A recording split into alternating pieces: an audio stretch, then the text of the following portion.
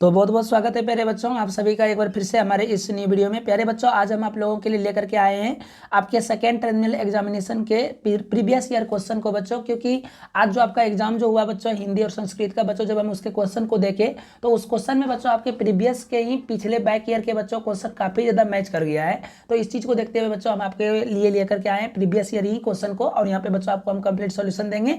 बच्चों आप कंफर्म रहिए, इससे बच्चों आपका क्वेश्चन आएगा और 100% आएंगे बच्चों, ठीक है ना। तो आप एक काम करिए बच्चों, आप यहाँ पे हम जो भी आपको बताएंगे आप सभी क्वेश्चन को ध्यानपूर्वक देखिए और इसे समझने की कोशिश करिए। कंसेप्ट के साथ बताएंगे बच्चों, ताकि आगे और पीछे कोई भी क्वेश्चन रहेगा उससे आगे रिलेटेड में तो आपका वो कंप्लीटली सॉल्यूशन हो जाएगा, ठीक है। तो देखिए बच्चों, सबसे पहला क्वेश्चन यहाँ पे क्या है, कहा है कि बच्चों ओम के नियम में अचर राशि क्या है। तो बच्चों याद रखिएगा, ओम के नियम में अचर राशि आपका ताप हो जाता है, ठीक है। अगला क्वेश्चन है बच्चों की आवेश का मात्रक बच्चों क्या होते हैं, तो आपको पता होगा कूलम होते हैं बच्चों। अगला क्वेश्चन है कि विद्युत धारा उत्पन्न करने की युक्ति को क्या कहते हैं बच्चों, तो जनित्र कहते हैं। क्या कहते हैं बच्चों, जनित्र कहते हैं। अगला क्वेश्चन है बच्चों की 100 वाट की विद्युत बल्ब 100 वाट का विद्युत बल्ब 250 वोल्ट के विद्युत मेन से जोड़ा जाता है, तो विद्युत बल्ब में प्रवाहित धारा का मान क्या होगा। तो प्यारे बच्चों आपको यहाँ पे देखिए क्या करना है, इसके लिए आपको सिंपल में क्या करना है बच्चों, यहाँ पे इसको डिवाइड करना होता है, ठीक है। आपको पता होना चाहिए। तो बच्चों आई बराबर क्या होता है, तो आई बराबर होता है बच्चों आपके हो जाते हैं W/V हो जाएंगे यहाँ पे, ठीक है बच्चों। तो यहाँ पे जो है बच्चों आपका 0.4 एम्पियर राइट आंसर आगे निकल के आ जाएंगे बच्चों, ऑप्शन नंबर बी हो जाएगा, ठीक है। अगला क्वेश्चन है बच्चों कि नेत्रगोलक का व्यास लगभग क्या होते हैं, तो नेत्रगोलक का व्यास जो होता है बच्चों ये आपका हो जाएगा 3.2 सेंटीमीटर, ऑप्शन नंबर सी हो जाएंगे, ठीक है बच्चों। नहीं बच्चों, two sorry for that 2.3 centimetre होंगे बच्चों, ठीक है। ऑप्शन नंबर हो जाएंगे आपके बी। अगले क्वेश्चन पे आते हैं बच्चों, कहा है कि एक स्वस्थ आंख के लिए स्पष्ट दूरी की अधिकतम दूरी क्या होती है। बच्चों अधिकतम पूछेगा तो आपका अनंत करना है, अगर न्यूनतम पूछे तो बच्चों 25 सेंटीमीटर करना है। यहाँ बच्चों हमें अधिकतम पूछा है, इसलिए आपका राइट आंसर अनंत हो जाएगा, ठीक है। अगला क्वेश्चन का है बच्चों कि स्पेक्ट्रम में किस, ध्यान से देखिए बच्चों, कहा है कि स्पेक्ट्रम में किस वर्ण का झुकाव न्यूनतम होता है। तो बच्चों लाल का झुकाव सबसे कम होती है, ठीक है। अगला क्वेश्चन है बच्चों कि एक प्रिज्म में कितने सतह, एक प्रिज्म जो होते हैं वो कितने सतह से घिरे होते हैं। तो प्यारे बच्चों एक प्रिज्म जो होते हैं एक प्रिज्म जो होते हैं बच्चों ये आपके 3 सतह से घिरे होते हैं, ठीक है ना। तो राइट आंसर हो जाएगा बच्चों आपका ऑप्शन नंबर डी हो जाएगा, ठीक है। अगला क्वेश्चन आते हैं बच्चों, अगला क्वेश्चन है कि किसका उपयोग लेंस बनाने के लिए नहीं किया जा सकता है। तो बच्चों हम आपको ये पढ़ा चुके हैं। अब बच्चों हम आपको जो भी यहाँ पे पढ़ाए आप अगर उसको अच्छे से पढ़ते हैं बच्चों, तो आपका एक भी ऑब्जेक्टिव बच्चों उस चैप्टर से नहीं छूटने वाला है, ठीक है। अब बच्चों हम आपको यहाँ कंप्लीटली बच्चों बिहार बोर्ड का सोल्यूशन दे रहे हैं, आप ध्यानपूर्वक बच्चों इस सोल्यूशन को देखिए, समझिए बच्चों, ठीक है। अगर आपको एग्जाम में बेहतरीन रिजल्ट लाना है बच्चों, तो आप हमारे चैनल को जरूर सब्सक्राइब करके रखिए, ठीक है। अगला क्वेश्चन पे आते हैं बच्चों, तो कहा है कि इनमें से कौन लेंस बनाने के लिए प्रयोग नहीं किया जा सकता है। तो बच्चों आपका राइट आंसर हो जाएगा यहाँ पे मिट्टी हो जाएगा। अगले क्वेश्चन पे आता है बच्चों, कहा है कि कैल्शियम कार्बाइड जल के साथ अभिक्रिया करके क्या बनाता है। तो बच्चों ये आपका जो है जल के साथ अभिक्रिया करके क्या बनाएगा बच्चों, तो ये बच्चों बना जाएगा एथाइन बनाएगा, ठीक है। राइट आंसर हो जाएगा बच्चों आपका ऑप्शन नंबर डी। बोला है बच्चों कि निम्न में कौन योगशील अभिक्रिया प्रदर्शित करता है। तो बच्चों आपका जो है एथीन जो है बच्चों आपका योगशील अभिक्रिया को प्रदर्शित करता है। अगला क्वेश्चन है बच्चों कि एल्काइन का सामान्य सूत्र क्या होता है। तो प्यारे बच्चों एल्काइन का जो आपका सामान्य सूत्र हो जाएगा यह हो जाएगा बच्चों CnH2n-2 हो जाएगा बच्चों, ऑप्शन नंबर आपका डी हो जाएगा। अगला क्वेश्चन है बच्चों कि कार्बन का कौन सा अपरूप कितना अधिक कठोर होता है। तो बच्चों सबसे अधिक कठोर बच्चों हीरा होते हैं, आपको पता होगा बच्चों। अगला क्वेश्चन है कि NaCl का क्वथनांक क्या होता है।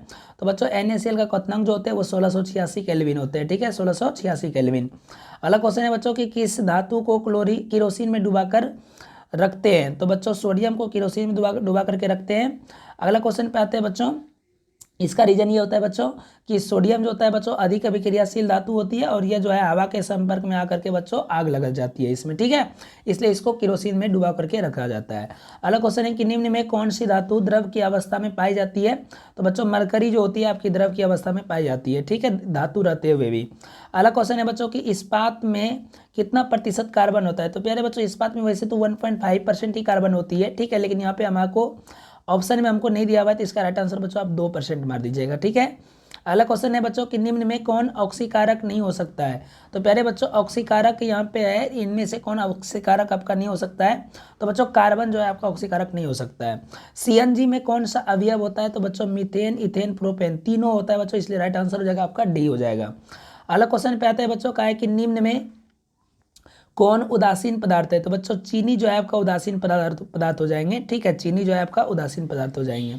अगला क्वेश्चन है बच्चों अगला क्वेश्चन है कि निम्न में कौन क्षारीय पदार्थ है। तो बच्चों क्षारीय पदार्थ यहाँ पे बात किया है तो चूना जो है आपका क्षारीय पदार्थ हो जाएगा।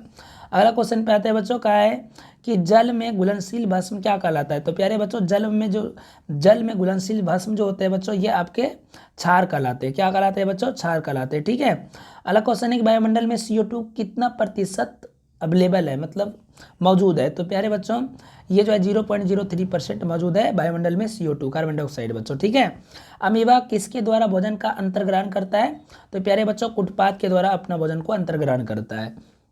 कहा है कि पौधों में गैसों का आदान प्रदान के लिए क्या होता है। तो बच्चों जड़, रंध्र, तना। तो बच्चों टेहनी। तो यहाँ पे बच्चों तना ही राइट, नहीं सॉरी फॉर डेट बच्चों, आपका रंध्र हो जाएगा। ठीक है बच्चों, रंध्र के द्वारा हो जाएगा। अगला क्वेश्चन पे आते हैं बच्चों। अगला क्वेश्चन क्या है? अगला क्वेश्चन में कि श्वसन की प्रक्रिया में खाद्य पदार्थ का क्या होता है। तो बच्चों खाद्य पदार्थ का क्या हो जाता है बच्चों? तो विघटन हो जाता है। ठीक है, श्वसन की प्रक्रिया में। अगला क्वेश्चन यहाँ पे आते हैं बच्चों, कहा है कि पौधों में खाद्य पदार्थों का रूपांतरण किस रूप में होता है। तो प्यारे बच्चों ये जो है आपका किस रूप में हो जाता है बच्चों? तो ये बच्चों ग्लूकोज के रूप में होता है। मतलब कोई भी खाद्य पदार्थ होता है बच्चों वो ग्लूकोज में ही जाकर के टूटता है। ठीक है। किसके कारण रक्त का रंग लाल होता है बच्चों? ये तो हम आपको कई बार पढ़ा चुके हैं बच्चों। हीमोग्लोबिन के कारण रक्त का रंग लाल होता है। लेकिन बच्चों अगर आपको ऑप्शन में वहाँ हीमोग्लोबिन नहीं मिले, आयरन मिल जाए बच्चों, तो आपको आयरन ही करेक्ट करना होगा। ठीक है। अगला क्वेश्चन पे आते हैं बच्चों, कहा है कि निम्न में कौन अमीनो अम्ल के विघटन से बनता है। तो प्यारे बच्चों अमीनो अम्ल के विघटन से इसमें से कौन बनेगा? तो ध्यान से देखिए बच्चों, ये आपका बन जाएगा बच्चों CO और NH3 बन जाएगा बच्चों। ठीक है, CO और NH3। अब देखिए बच्चों ये बहुत ही जबरदस्त क्वेश्चन है। कहा है कि रेजिन किस पौधे का उत्सर्जित पदार्थ होते हैं। तो प्यारे बच्चों रेजिन जो है आपका ये किसका हो जाता है बच्चों? चीड़ का हो जाता है। ठीक है, चीड़ का उत्सर्जित पदार्थ है रेजिन। ठीक है। अगला क्वेश्चन है बच्चों कि गैस के रूप में पाए जाने वाला हार्मोन कौन सा है बच्चों? तो बच्चों याद रखिएगा गैस के रूप में पाए जाने वाला हार्मोन जो है बच्चों वो आपका एथिलीन होता है। ठीक है। अगले क्वेश्चन पे आते हैं बच्चों, निम्न में कौन मास्टर ग्रंथि कहलाता है। तो प्यारे बच्चों मास्टर ग्रंथि कौन सा कहलाता है? तो बच्चों पिट्यूटरी ग्रंथि कहलाता है। ये बहुत इंपॉर्टेंट क्वेश्चन है बच्चों। कहा है कि पौधे में मादा भाग को क्या कहते हैं। तो बच्चों जयांग कहते हैं मादा भाग को। पुरुष का मैथुन अंग क्या कहलाता है बच्चों? तो शीर्ण कहलाता है। ठीक है। अगला क्वेश्चन है बच्चों की अफ्रीकी मानव का सबसे निकट संबंधी क्या है बच्चों? तो चिंपांजी है। क्या है बच्चों? चिंपांजी है। अगला क्वेश्चन है बच्चों कि प्रत्येक जनन कोशिका में कितने जोड़े क्रोमोसोम होते हैं बच्चों? अगर जोड़े पूछे तो आपको 23 मारना है, अगर संख्या पूछेगा बच्चों तो 46 मारना है। ठीक है। चंद्रमा पर खड़े व्यक्ति को आकाश प्रतीत होता है, कैसा होता है बच्चों? तो चंद्रमा पे खड़े व्यक्ति को आकाश जो है वो काला प्रतीत होता है बच्चों, क्योंकि वहाँ पे वायुमंडल अवेलेबल नहीं है। तो जहाँ पे जब वायुमंडल अवेलेबल नहीं रहेगा बच्चों, तो वहाँ पे प्रकाश का प्रकीर्णन नहीं होगा, जिसके कारण से आकाश वहाँ से क्या दिखाई देगा बच्चों? क्या काला दिखाई देगा। ठीक है। अगला क्वेश्चन है बच्चों कि 50 वाट 250 वोल्ट चिन्हित विद्युत बल्ब से प्रवाहित धारा क्या होगी। तो बच्चों ये जो है आपका क्या हो जाएगा बच्चों? यहाँ पे ध्यान से देखिए, ये आपका हो जाएगा बच्चों 0.2 एम्पियर। ठीक है। अगला क्वेश्चन पे आते हैं बच्चों। अगला क्वेश्चन क्या है? कहा है कि मानव नेत्र में किस प्रकार का लेंस पाया जाता है। बच्चों ये तो आपको कई बार हम बता चुके हैं, पढ़ाई भी है बच्चों, तो आपको पता होना चाहिए बच्चों, उत्तल लेंस पाया जाता है। ठीक है, मानव नेत्र के अंदर में उत्तल लेंस प्रकार का होता है। ठीक है। अगला क्वेश्चन है बच्चों कि प्रकाश के किस वर्ण के लिए तरंग दैर्घ्य अधिकतम होता है। तो बच्चों तरंग दैर्घ्य अधिकतम बच्चों आपको पता होगा किसके लिए होता है बच्चों? तो लाल के लिए होता है। किसके लिए होता है बच्चों? लाल के लिए। ठीक है। ऑप्शन नंबर आपका हो जाएगा बच्चों ए। कहा है कि पीतल किसका उदाहरण है। तो प्यारे बच्चों पीतल जो ये किसका उदाहरण है? तो बच्चों पीतल जो है मिश्र धातु का उदाहरण है। अगला क्वेश्चन है बच्चों, कहा है कि अभिक्रिया Fe2O3 फिर है बच्चों 3CO से रिएक्शन किया है। फिर बच्चों यहाँ पे 2Fe+3CO2 के अवकारक क्या होंगे। तो बच्चों यहाँ पे Fe जो होंगे बच्चों ये हमारे अवकारक होंगे। अगला क्वेश्चन है बच्चों कि अणुसूत्र C5H12 में कितनी श्रृंखला जो है समावयवी है।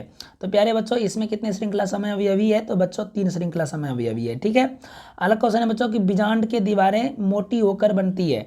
तो बच्चों बीजांड की दीवारें मोटी होकर बच्चों बीजावरण बनती है। ठीक है। अगला क्वेश्चन देखते हैं बच्चों, कहा है कि मनुष्य में ट्रेकिया की लंबाई लगभग कितनी होती है। तो बच्चों 11 सेंटीमीटर होती है। अगला क्वेश्चन है बच्चों कि मानव मूत्र में साधारण यूरिया की मात्रा लगभग कितनी प्रतिशत होती है। तो प्यारे बच्चों इसमें जो है आपकी यूरिया की जो मात्रा होती है बच्चों वो लगभग रखिए 4% होती है। ठीक है। अगला क्वेश्चन देखते हैं बच्चों क्या है हमारा। यहाँ पे देखिए बच्चों आपका सब्जेक्टिव क्वेश्चन है। कहा यहाँ पे आप बच्चों इसको भी आप ध्यानपूर्वक देख लीजिए। कहा कि प्रतिरोध की उत्पत्ति का कारण क्या है। तो बच्चों प्रतिरोध की उत्पत्ति का कारण क्या है, ये बच्चों आपका सब्जेक्टिव क्वेश्चन है, ठीक है ना। आपको इनमें से किसी 4 प्रश्न का ही उत्तर देना होता है। जैसे देखिए यहाँ पे आपका बायो, देखिए बच्चों जो आपको पता होगा ना, आपको बस वही उसी चीज़ का आपको बच्चों उत्तर देना है। यहाँ पे देखिए आपका देखिए तारे क्यों टिमटिमाते हैं, बहुत आसान क्वेश्चन है बच्चों। आपको वायुमंडलीय परिवर्तन अपवर्तन के कारण से बच्चों तारे टिमटिमाते हैं, आप इसको लिख सकते हैं। उसके बाद बच्चों कहा है कि उत्तल लेंस को अभिसारी लेंस क्यों कहते हैं। उसके बाद कहा है बच्चों कि वास्तविक और आभासी प्रतिबिंब में क्या अंतर है। बच्चों ये 3 क्वेश्चन तो आपके लिए बहुत ईजी है बच्चों, आप इसको अच्छे से सॉल्व कर सकते हैं। फिर आपको यहाँ पे कहा है बच्चों वर्ण विक्षेपण क्या है। तो बच्चों अब ये 4 क्वेश्चन इसी को सॉल्व कर लीजिएगा, कोई टेंशन नहीं होगा बच्चों, आप अच्छे से बना लीजिएगा, ठीक है। अगला क्वेश्चन देखते हैं बच्चों यहाँ पे आगे। फिर क्या है क्वेश्चन में, क्या है कि इसमें बच्चों आपको कितने क्वेश्चन बनाना है, तो इसमें बच्चों आपको 4 क्वेश्चन ही सॉल्व करने हैं। देखिए यहाँ पे ऑक्सीजन एक तत्व है, कैसे ये बना लीजिएगा बच्चों, ठीक है। प्रतिस्थापन अभिक्रिया बना लीजिएगा, ठीक है बच्चों।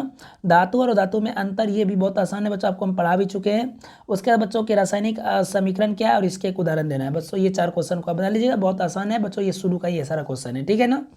अगले क्वेश्चन पे आते हैं बच्चों, यहाँ पे देखते हैं, इसमें भी 4 क्वेश्चन आपको बनाना है। क्या है कि बच्चों जीवों के लिए पोषण क्यों अनिवार्य है, बच्चों इस क्वेश्चन को आप बना लीजिएगा, ठीक है।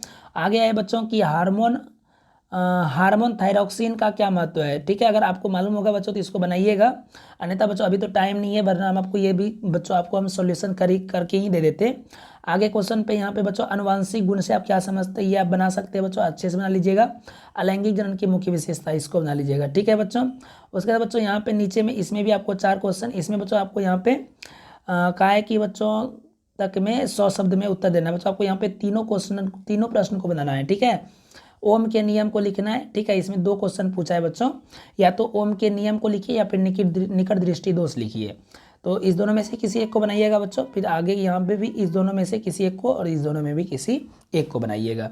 तो बच्चों ये था आपका प्रीवियस ईयर का क्वेश्चन का सॉल्यूशन। बच्चों कैसा लगा कमेंट करके बताइएगा। वीडियो पसंद आया हो तो बच्चों लाइक करिए, चैनल पर नए हैं बच्चों तो सब्सक्राइब करके रखिए, ठीक है। फिर मिलते हैं बच्चों अपनी वीडियो के साथ में। Bye bye, take care, see you.